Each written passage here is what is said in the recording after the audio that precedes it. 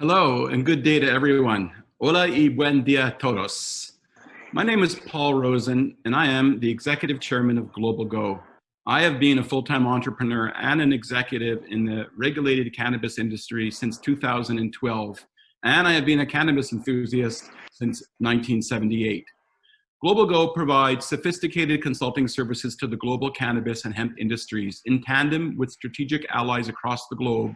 globalgo serves clients throughout the world from offices in Los Angeles, New York, Toronto, Johannesburg, London, Mexico City, Zurich, and most relevant to today's topic, Bogota. We are powered by a team of cannabis industry pioneers and world-class consultants.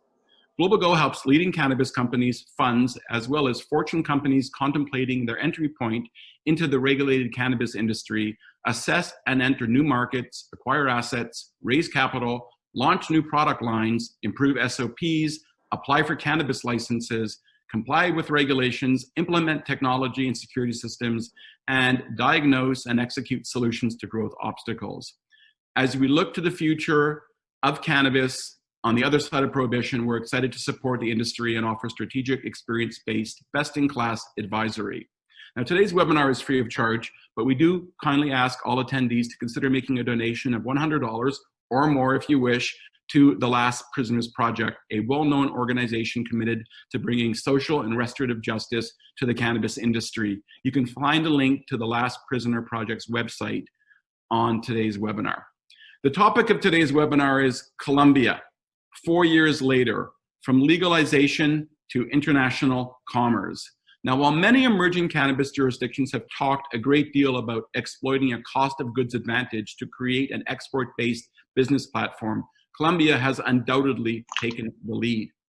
Colombia currently has 100 plus licensed cannabis firms, and interest in Colombia's medical marijuana market is just booming.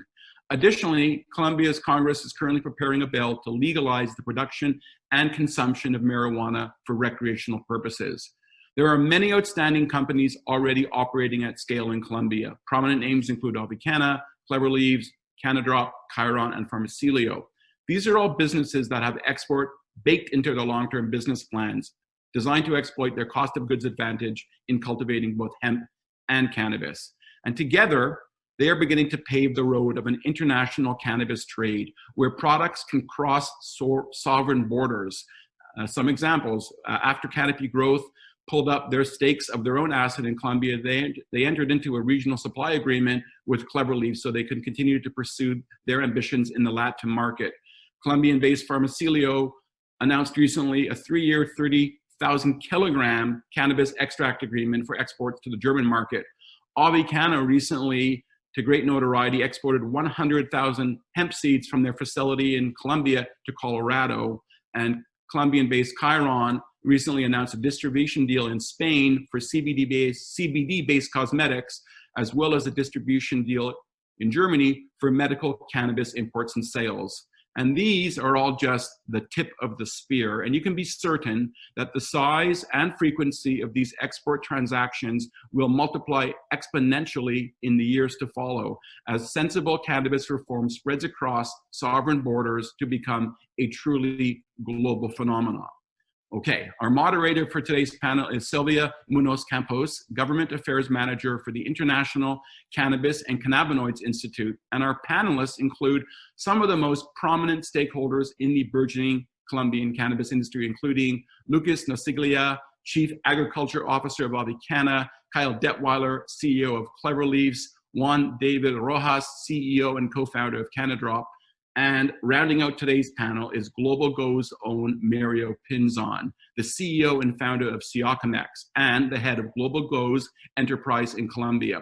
Mario and his team have pioneered the logistics required for the global trade in cannabis and have been responsible for no less than 48 separate exports of cannabis and hemp compounds from Colombia to over 14 different countries, including Germany, Argentina, Israel, Canada, and the USA, to name a few. All right, without further ado, let's get to today's webinar. To begin, I am so pleased and thrilled to introduce former Senator Juan Manuel Galán as our keynote speaker. Senator Galán served as Senator of Colombia for 3 consecutive periods from the years 2006 to 2018, during which he was instrumental in promoting the most important drug policy reform in Colombia, including the medical cannabis law.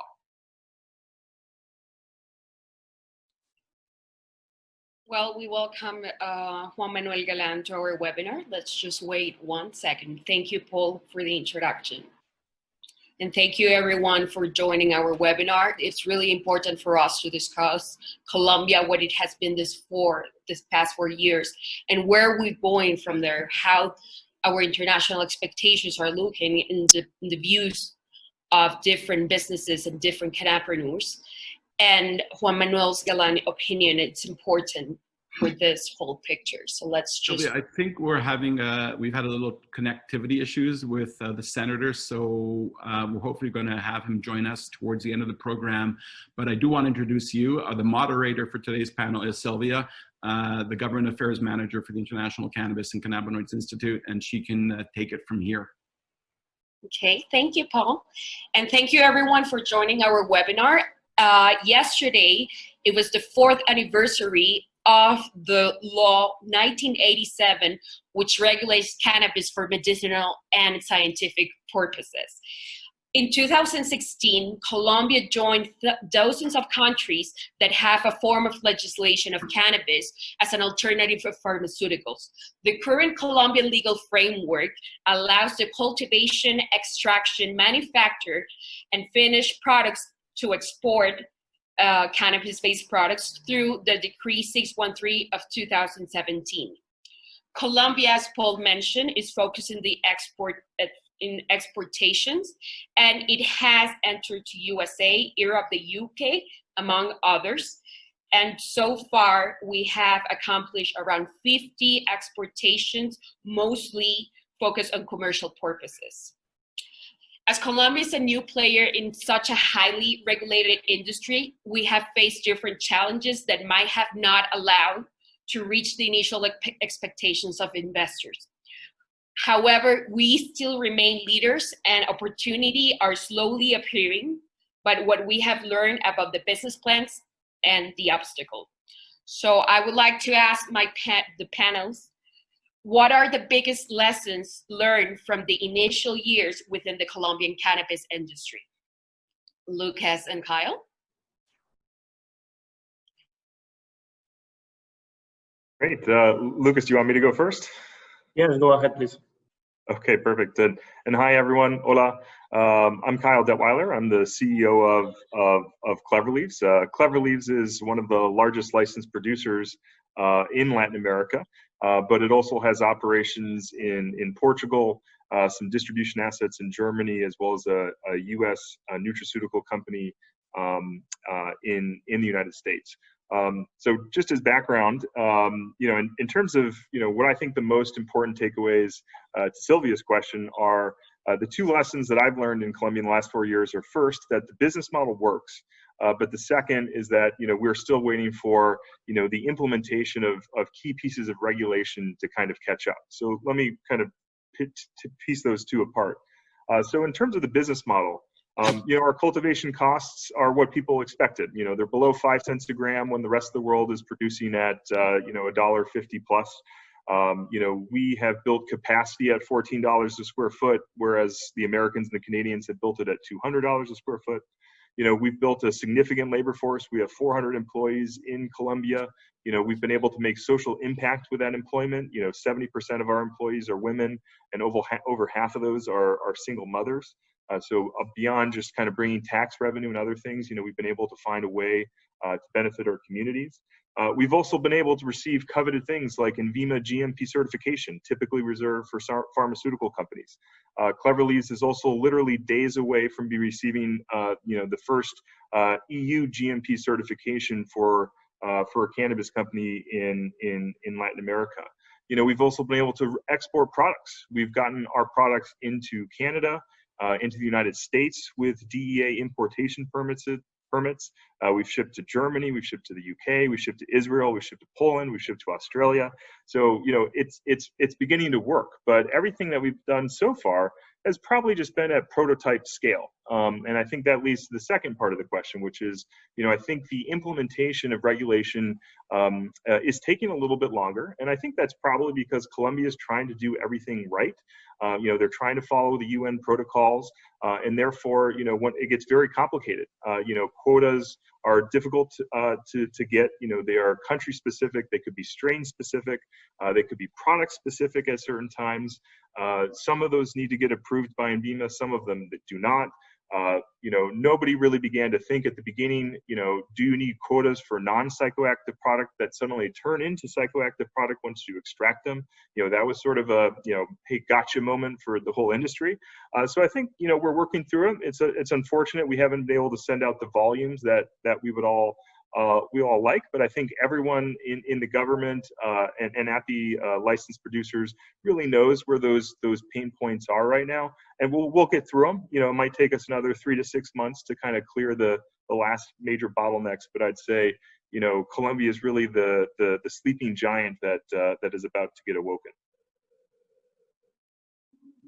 Thank you, Kyle. Let's continue with Lucas. Thank you. Well, that was a good answer, Kyle, and you covered it well. But first I'll introduce myself. I'm Lucas Nosiglia. I'm the Chief Agriculture Officer of Avicanna, and I'm also the President in Latin America. I've been involved in the project since day one, in our cultivation and processing projects here in Santa Marta, Colombia. Avicanna is a biotech company focused on R&D on cannabinoids and advanced formulations, but we decided to get vertically integrated in Colombia because of the reasons expressed by Kyle, and kind of the learnings we did, given that we had this strictly scientific approach in the beginning, was to not only start looking at the opportunities in Colombia as a cost-efficient place to grow and extract, but also to do a lot of R&D activities that gave us the possibility in the last weeks to export CBG seeds and also start working on rare cannabinoids, which is also an additional advantage that you can have in Colombia. So we can also be pioneers on that angle. And I agree with Kyle that the biggest learning or the biggest conclusion is things take longer. Basically, it's difficult to plan ahead more than 3-6 months in advance. Colombia was the first country to have such a robust regulation framework for cannabis. So it took time for the different ministries to coordinate. It also took time for them to also understand better certain complexities of the industry. But my understanding is cooperation was key for this. An example of this is we could manage to export these seeds in the last weeks due to the collaboration of the government, who's willing to take the cannabis industry as one of the factors to after COVID can be shifting the conditions here in Colombia. The Colombian model was new internationally speaking in terms of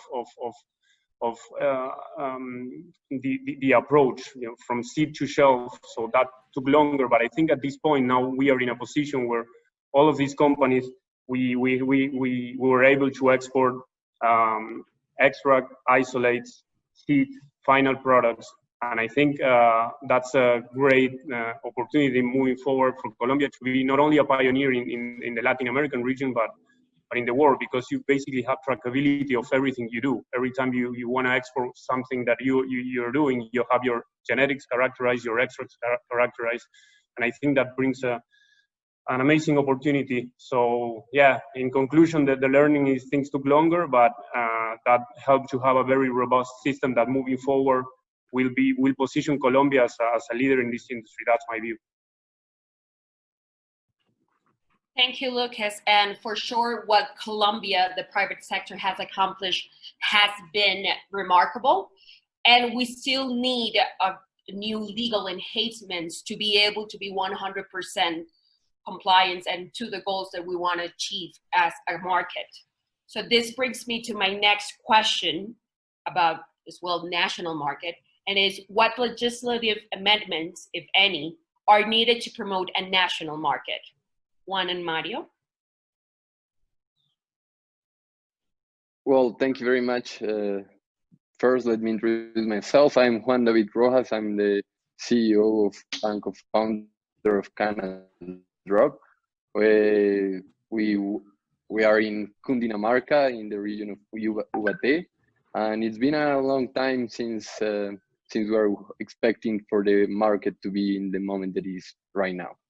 So first of all, to answer your question, yeah, we have to give a lot of credit to Colombian government for being the first one in the region and in structuring and establishing a solid legal framework for medical cannabis.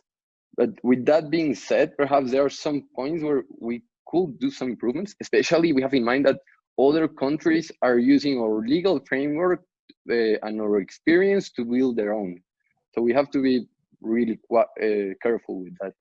So first, I think that we need to create and promote legal framework, and we need to create and promote the legal framework for creating an existing cannabis-related markets such as food, plastic, fashion, and any others that comes to mind. Medical cannabis is just the top of the iceberg, and we all know that. Second, we should get compliance and legal requirements should be more easygoing with public entities, and this doesn't mean that it should be more flexible. Actually, it means totally the opposite. We have to improve our process, assuring full security and surveillance, while at the same time we don't require a squad of lawyers to do so. In other words, Colombian legislation should not be a competitive disadvantage compared to other Latin American countries. Third, I think the government and also the enterprise should do more training and educational work with all the public entities, and that will be involved in any, the entities that are involved in any corner of the business, transportation, customs agency, etc. Because we often hear ministers and senators talking about how cannabis will be the future, but custom officers doesn't know how to do a cargo inspection, or police officers don't know how to do or what are the transportation protocols. So we have to promote that the public entities and other enterprise of the sector become and get interactions with cannabis industry. And well, fourth, I think that Ecuador has shown us something, and they allow that the cannabis companies there to export raw flower.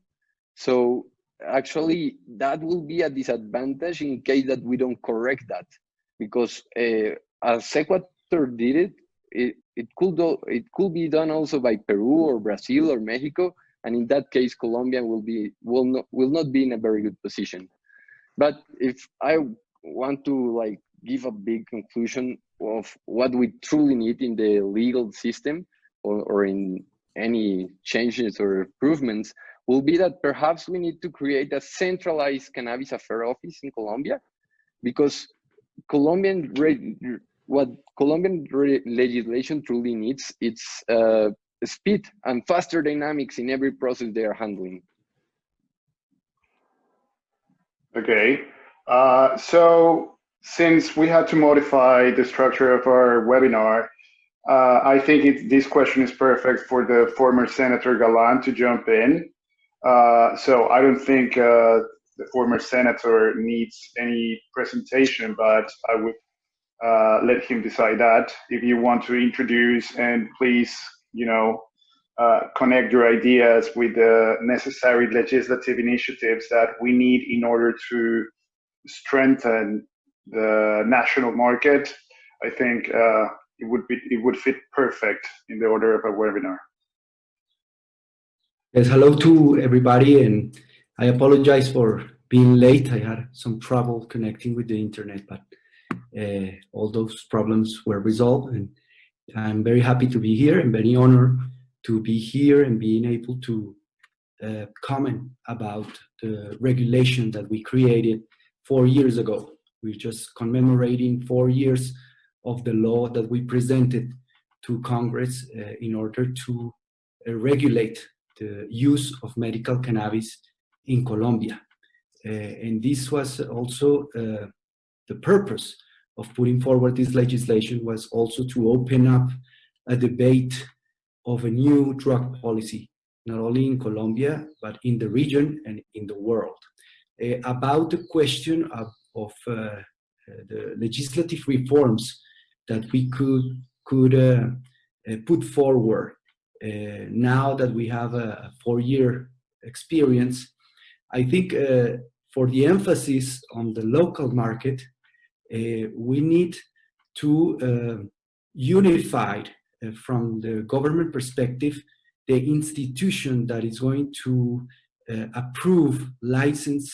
And I think the move forward that INVIMA made just recently about magistral formulas, it's a step, a very promising step forward for the industry and for the development of the local market, because the original spirit of our law was to put the patients in the middle of the legislation. And in order for the patients to have access to a substance that alleviates pain and improves the quality of life at a regulated price, but also with strong guarantees on security and quality of the product, we need to recall what was the spirit, the original spirit of the law. I think also that a big debate has opened about the possibility of exporting raw flower from Colombia.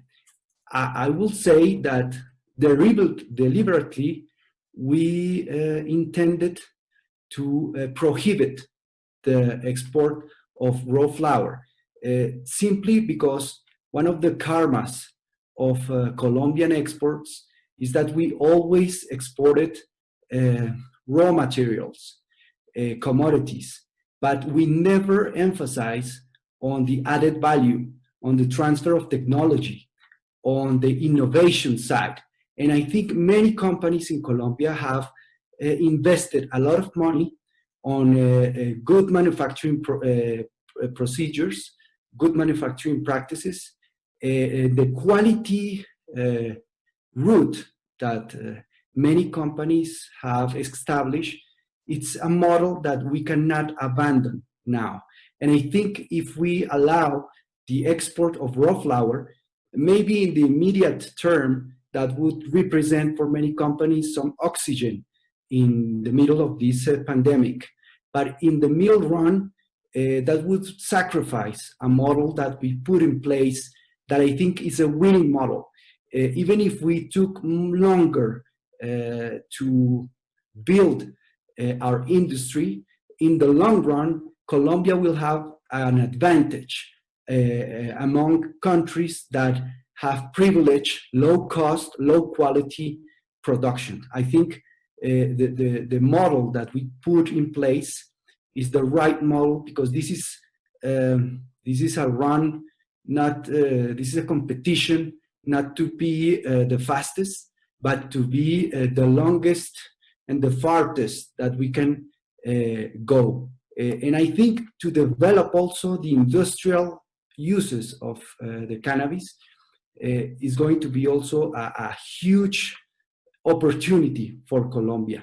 I'm talking about hemp, and I'm talking about all that the hemp industry and the hemp product can represent also for our country, for Colombia. So I think we need to also make a big effort on the education of patients and on the education of doctors.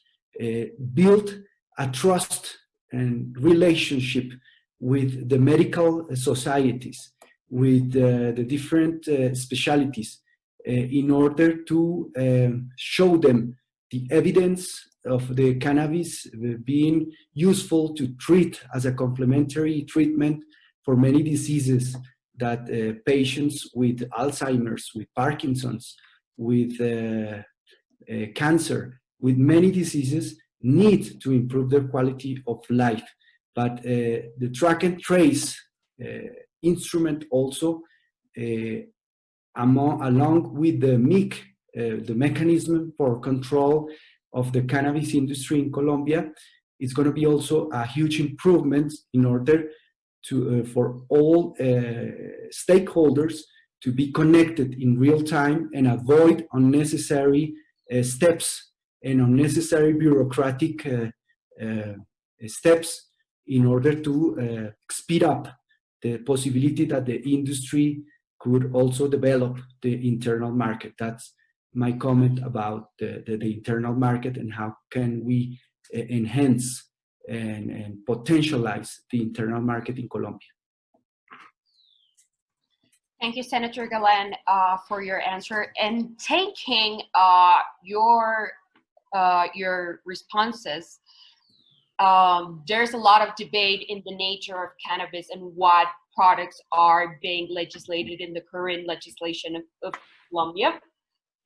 And most of the discussions are around industrial hemp, among others, edibles, and let's say drinks. So how do you think the legal framework should move forward in terms of exportation? And if we really need to diversify in terms of products? Anyone who would like to answer? Yeah, I would like to start since I haven't spoken much. And I would like to agree with Senator Galan that Colombia should focus the most possible on added value. You know, as Senator Galan, we have always been characterized for being an extractivist country, exporting raw materials. And the law, the 1787, was created maybe it went too far into the sophistication of the products that are allowed to export. So that's why I'm not, you know, we shouldn't jump to the other extreme to export raw flower. I think Colombia, for the Colombian capacity of our infrastructure and the capacity of our industry, we should be taking bigger steps in mass consumption products, in edibles, in drinks, and all these products are sold over the counter in other countries, which unfortunately require INVIMA registers in Colombia, but don't need health register in other countries. So there is this incompatibilities between our legislation and products that we could be, we could easily produce in our country, such as, for example, Colombia is missing the big opportunity of edibles because it's not contemplated in our industry. The industrial hemp debate is almost being ignored by the entire government and the cannabis industry. There is very few people who are really looking seriously into the hemp industry. There is a few companies who are trying to stabilize hemp genetics, but I think there is a lot of other debate before concluding that Colombia needs to export raw flower. So yeah, I think I'm on Team Galan for that matter. No, I totally agree with you and Mario, and I think in some uses like the food, like drinks, we could modify our regulation in order to promote those kind of uses and products that our original regulation and legislation didn't took into account. And I think also the hemp front and the hemp industry has a huge potential right now, and it's being ignored almost by the legislation and by the regulation. But I'll try, for example, to show that model to the Valle del Cauca industry on sugar. And I told them that they could also start thinking, replacing some hectares cultivated with sugar cane for hemp. because I think the Valle del Cauca land, it's ideal to grow industrial hemp, and that will represent also a huge opportunity for Colombia that we shouldn't underestimate. But I think this is a cultural transformation. We cannot forget that we are being dealing with a substance that is being prohibited for so many years in the US and in the world. And we are trying to build a way of overcoming that stigma and that cultural stigma that cannabis has had for so many years. And that takes time, I think, but we need a lot of an ecosystem in the industry from the companies that is more, how should I put it, more united in common goals and common objectives. I don't think that for the industry it's a good decision, this competition between companies to be the first on this, the first on that, and to try to build up in the stock market their value with press releases. I think that they should put together resources for the common good, and the common good are research, investigation, thinking about the patients, building a framework of education to doctors, to medical societies, also helping small growers. The original legislation that we put forward had an emphasis on small growers and how we can build a relationship between the big companies and the small growers. And it's very sad that some big companies used these small growers as a marketing way of promoting their trademark, their self-image. And I think we should build a base for this industry of small growers and a relationship of cooperation between the companies. I don't think that the competition to be the first is going to be the common good for this industry. May I add something? I mean, I fully agree with you guys, and especially I thank you, Senator, for the law you promote and that makes possible all this. I mean, all this is possible thanks to that law. So thank you for that. But I respectfully will disagree with you and Mario in terms of we should allow raw flower in terms, and I wanna explain myself why.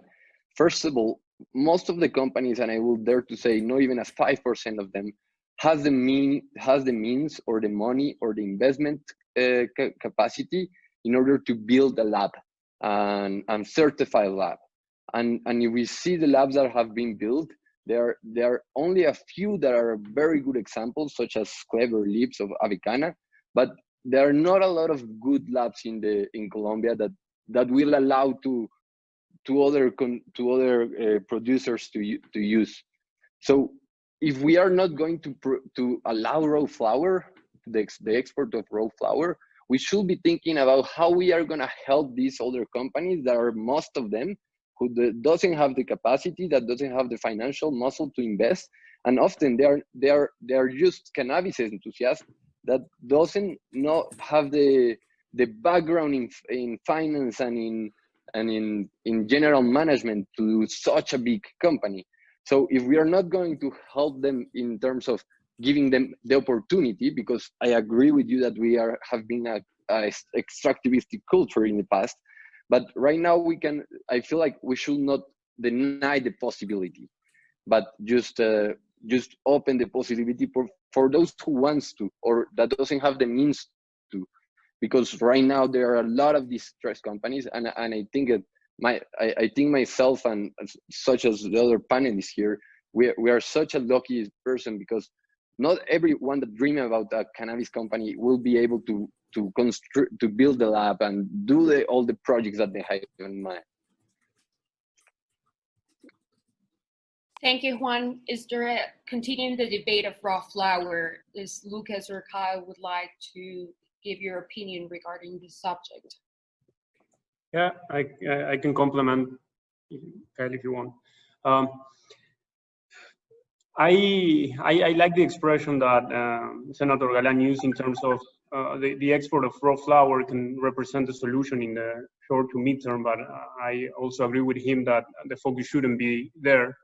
I also understand Juan David's position where we should find ways for small producers to be able to extract their flour, which is a question of cooperation, what I was explaining in the very beginning. And I think there's enough extraction capacity, or would be enough extraction capacity for Colombia to work as a hub. That's something we need to work as an industry, but I think there should be a solution in the short term or midterm for that. I also like what Senator Galan said about the position of Colombia not only as an exporter of raw material, and that's basically what we did from day one. We take a lot of pride of our R&D programs, which we apply in every vertical that we work. We did it specifically on cultivation and our breeding program. We take a lot of pride about them. We did a significant investment on that in terms of hiring local people and putting together in an interdisciplinary way, growers, engineers, scientists, doing DNA codification of our genetics to better understand the adaptation of those genetics to our region. And I think those are the solid steps we need to make in order to then give a turnkey solution to small growers. You know, that's our vision here. That's why we never pursued that road in the very beginning, but that's definitely something we're gonna do. But we feel very confident about our genetic program and our cultivation methods that we've been developing, and that will be the solution. And I think that's something necessary in the next year. Like we've been finding a lot of people, at least in our region, who are coming to us, and it's happening. I think that should be a factor next year. But again, it's a question of understanding which is our production capacity in terms of biomass or flour, and understand which is our extraction capacity, and find a way to work as a hub. Because at the end of the day, we're going to have the low-cost capacity as a whole, and I think that has a lot to do with cooperation. And another item that I would add, although I agree with Senator Galan that the formulaciones magistrales model is the best first step in order to fully control the formulations and what we are doing, and actually understand who's the patient and who is that patient getting and for what, which requires education, and there are a few companies that we are doing that. But I think that we can improve a little bit that model, so we can evolve it. We're seeing countries such as Brazil and Ecuador where they are requiring GMP manufacturing and stability of the products, and that would allow industrial production. And I think that will be an advantage for Colombia to be competitive in terms of final products. We came to Colombia and we're fully integrated up to GMP production here in Colombia, but we are also seeing that these countries are allowing this. And you can take a look at the internal Colombian market, and then you'll have some limitations in order to be closer to the patient. Again, it's a more responsible approach. But in terms of then competing in the international market, you should be able to do that industrial production. And that's where I agree with Juan David, that it becomes a little bit contradictory, you know. But I think it's the position that Colombian government took, and I think it's giving great results. Again, sometimes, you know, patience is an issue, and we gotta wait until we see this materialize. But we've been seeing it. Like this year, we all were able to export, and I think now we really need to emphasize on that, speed up the process as long as we can. There's a lot of improvements that we can make, but I take a lot of pride of the Colombian model. I'm not from Colombia, so thanks, Senator Galan, thanks to your law. Like a lot of people could come here to Colombia and actually build companies and work together with Colombians to make it happen. But I think it's the most evolved regulatory framework. So now it's a question of improving it, but the hardest part was done. So that's kind of my view on this. Thank you, Lucas. Kyle, would you like to comment about dry flower and the exportation of dry flower? Sure, I'll try to be brief. I would say, right now I think we're focused on making the existing, oil and extract business work. So, introducing flower would probably create a bit of a distraction. I mean, it still takes a bit too long to get, INVIMA export authorization. There's still an issue with quotas, being constrained and they're time based, and so what good does a quota that you get in the fourth quarter of the year really do for you if you can't produce the product? So I'd say we're focused on making sure the existing system works, but in the meantime, I mean, Clever Leaves has alternatives to go elsewhere. I mean, we've invested in a 9 million square foot land operation in Portugal so that we could sell flower. And just word of wisdom for everybody who wants to sell dry flower, to sell that in federally legal markets like Germany, that's going to need to get EU GMP certified as well. So it's not as if just selling flower will suddenly open the spigot. You could probably try to dump the hemp in the United States at $15 a kilogram or something like that, but I don't think that's going to accomplish anybody's goal. So, largely speaking, if sales of flower are prohibited in Colombia, it will be sold elsewhere. It'll be sold in Portugal. It'll be sold from Uruguay and South Africa. So, I think that's just a choice for Colombia to make. I personally would probably say, more options is better than less. But, I still think that, if there is a reason an economical business should exist in Colombia to extract some high grade extracts, and Clever Leaves and Avicanna and others are trying to get there, but that's not working yet. And so, if we can get that to turn on, let's think about maybe flower down the road. Thank you, Kyle. You mentioned about quota, so I'm going to give a brief introduction about quota in Colombia. So quota is requested for psychoactive cultivation of cannabis plants. So I would like to ask you, do you think that the current process of quota is easy for the companies, or there should be an amendment of how companies request quota and how easily can we access to that quota? Yeah, maybe I'll start if the question was to me. I would say it's not very easy. If you looked at the number of companies that have a psychoactive quota, it's very limited. I've only seen three companies announce those publicly. So compared to the number of operators, that's very low. However, I would say I don't think it's supposed to be easy, right? The Colombian government wants to make sure that people are following the protocols, that they have lined up customers in regions where medical cannabis is federally legal. They want to make sure that when they issue quota, it's going to go to a company that can utilize it. So I think it's a great sign of respect and encouragement for the government to give those quotas. So I don't think it's very easy for someone just to get one. Now, I think there probably could be improvements used on those. I think I already brought up one of the concerns that frankly, nobody really thought about it at the beginning, which is, do you need a quota for something that's non-psychoactive and then turns psychoactive? And, so we've had to wait a little bit longer to commercialize, a product like that.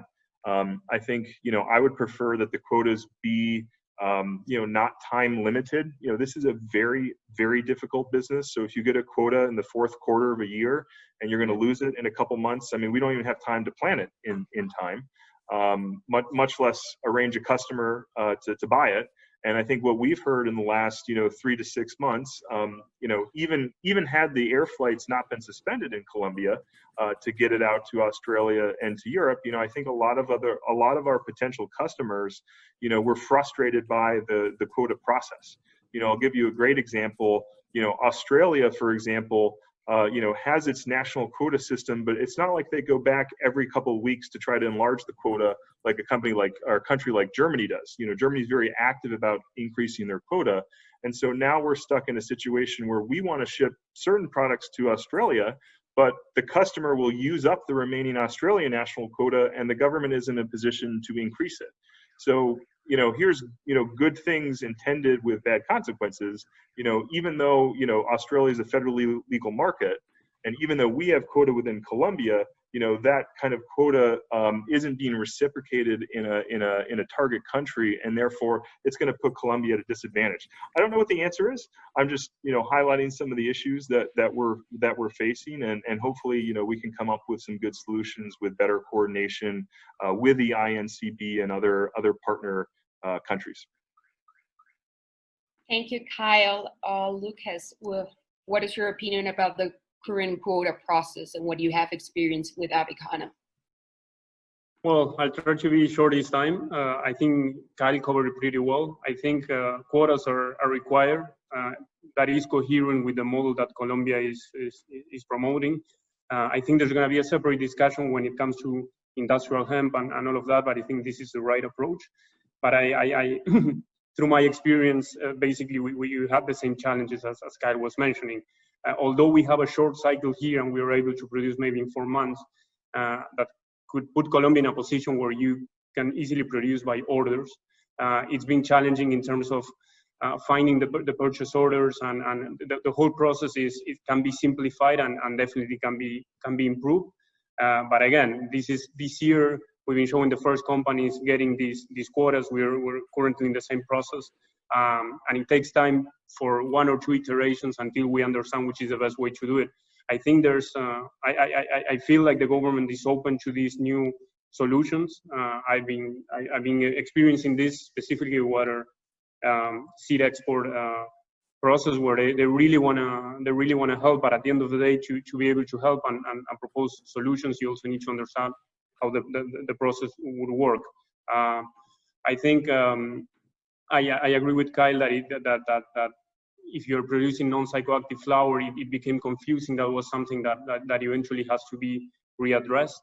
But moving forward, the quota process is the only tool that the government has in order to control THC, which is a controlled substance at the end of the day, and that has to be done that way. Especially since you see a non-psychoactive plant and a psychoactive plant, and it looks the same. So there's also a challenge moving forward in order to be able to control that. And I think this is for now, this is the right approach. I think it has to there's a lot of improvement areas, and hopefully we'll see those improvements in the next months. I'm seeing the government committed to that and understanding better which are the needs of the industry, because if that doesn't move, then the rest of the chain, as Juan David was explaining, won't move either. And at the end of the day, on THC, Colombia has maybe one of the biggest advantage, because as we all know, in the US, CBD production was something very big in the last years. So there's sort of oversupply of it. But when it comes to THC and characterized extracts, I think there's where Colombia has a crazy opportunity, and it's a lot of added value into that process, from characterization to quota application. And I think if we promote, if push that forward, we're going to see a huge opportunity in 2021 on THC extracts. Thank you, Lucas. And I would like to continue talking about money and how we move money across borders. For no one, it's no secret that this is one of the most difficult transactions that we do through the cannabis industry. So could you share with us some of your experience in that field, and how do you see the Colombian market would look like after post-COVID-19? Well, we know that moving money across country is always will always require some compliance process that generally can take over 1 to 2 months, even more here in Colombia. So every country went into their lockdown in different moments. So all public entities were closed at different moments also, and banks were also working half of the time or not working at all in different depending on the country. So I'm sure I can be sure that the nationalization process has been at least twice as hard as it usually is. But at the same time, it brings some valuable lessons that all cannabis should apply, and some cannabis companies are already applying. First is like resources are sacred, and you have to expend the minimum amount of money getting the best minimum viable product, the MVP, as fast as you can before making any huge capital investment. Second, COVID and adversity in general has also shown us that how important is to invest in R&D in a relatively new industry that spent the last century on the shadows. We are looking and finding innovations in every area and every part of the production process. In this young industry, everything can still be improved, and there is room for innovation almost anywhere. So the companies that get to combine this R&D with the innovations will certainly find a competitive, long-term, sustainable advantage, and therefore they will have more chance to succeed in the future in this market. And the third lesson that I think is one of the biggest, and especially talking when we went to our raising capital process, is there is a lot of international investors interested in Colombian companies, but most of the companies are not sophisticated enough to receive this kind of or this amount of money. In other words, Colombia cannabis companies that wants to receive international investment should pay more attention to the details that investors are truly looking for, such as a consolidated and interdisciplinary team, such as a solid business model with a validated MVP, a full understanding of the markets and the trends, and a clear accounting and financial planning.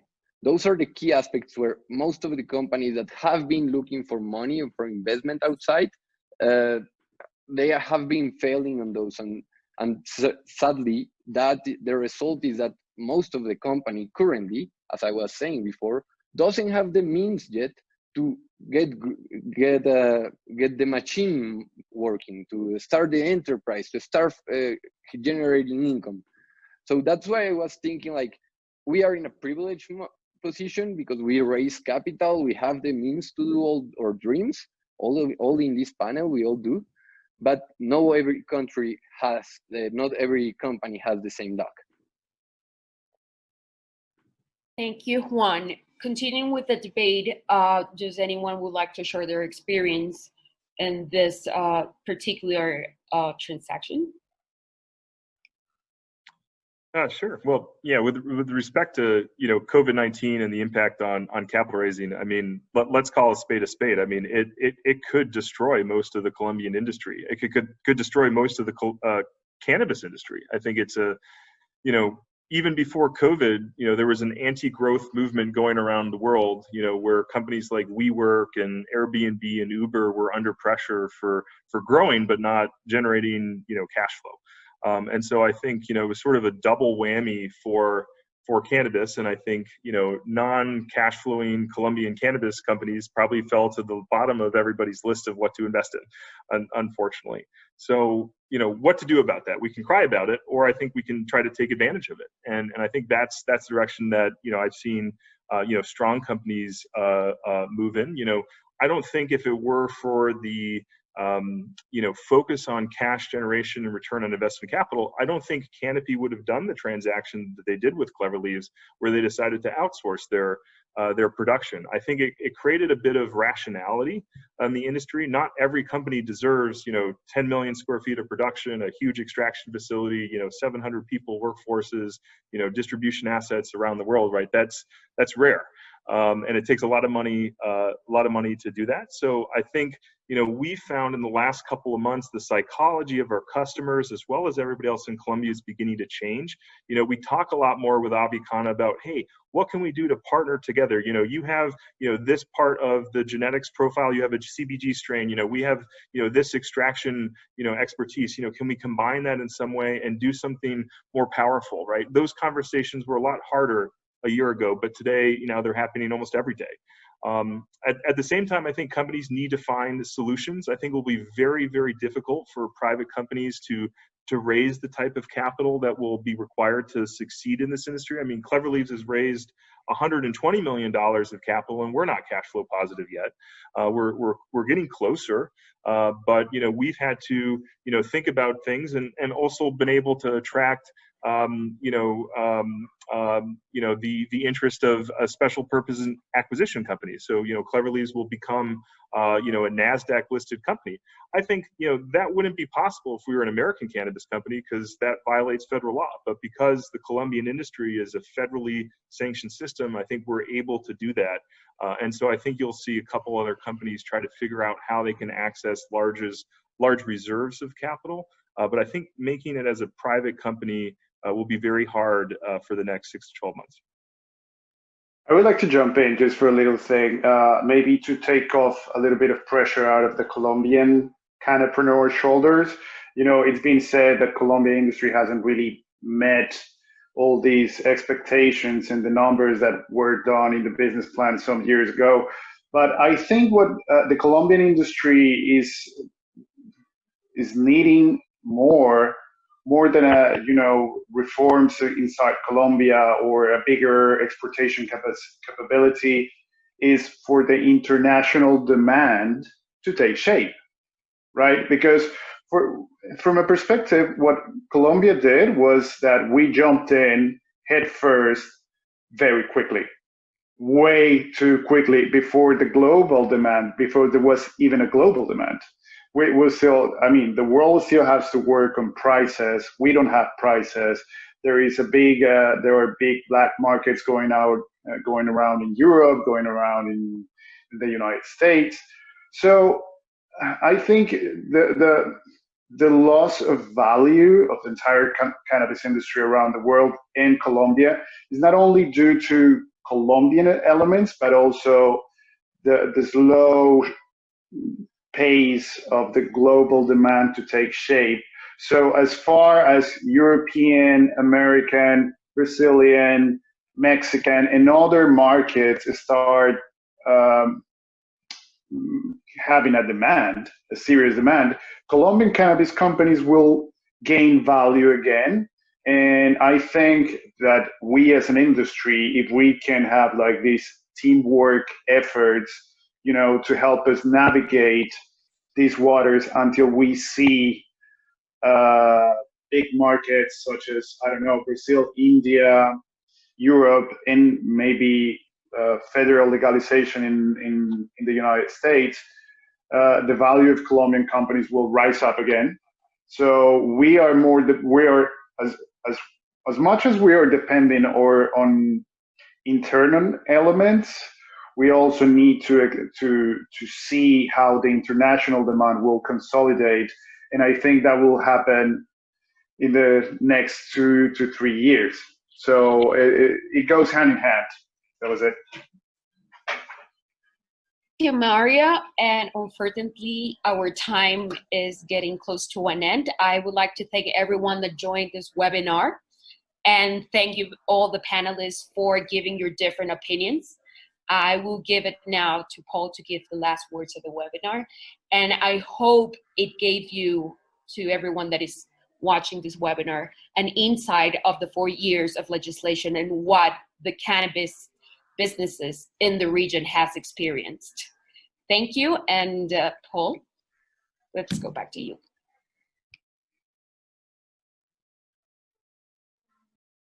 Wow, that was amazing. I've been in the industry for 9 years, and my blood just boils in a good way when I hear this type of market knowledge and market penetration. And let's give Colombia, and I'm saying this to a global audience, their due. They have many advantages to become a major player in both their regional market, which should not be overlooked, as well as the global cannabis market. What I take from today is that this idea of global cannabis is rapidly accelerating, and actually supply routes are actually being mapped. So we're getting kind of blasé about the fact that Colombia has exported cannabis to literally dozens, or hemp to literally dozens of countries. And if you had told me that that was going to be the case even 4 or 5 years ago, I would have said that's highly unlikely. So it's just incredible how quickly the global industry is developing. And quite frankly, what an incredible job Colombia has done with vision and leadership to be such an early mover in the global cannabis industry. So I am always calling myself cannabis's biggest bull, and I'm even more bullish than ever after hearing the incredible contributions that all of our colleagues from Colombia are making to the global cannabis industry. I want to thank everyone for taking time out of their busy schedules today to either attend the event or, in the case of our panelists, our host and our moderator and our keynote, to participate. And I want to thank our generous sponsors who helped make today possible. That's the law firm Zuber, Lawler, Del Duca, CFN Media, Flower Hire, Cannabis, Good AM Ventures, and Last Prisoners Project. I remind everyone to please try to dig into their pockets and do an act of good by making a donation of any amount. We're recommending $100 to Last Prisoners Project. We have an insane amount of people in jail today for doing the very thing that we're celebrating and so excited about. So let's do our part to restore that act of criminal injustice. Until next time, this is Paul Rosen, the Executive Chairman of Global Go. Be well.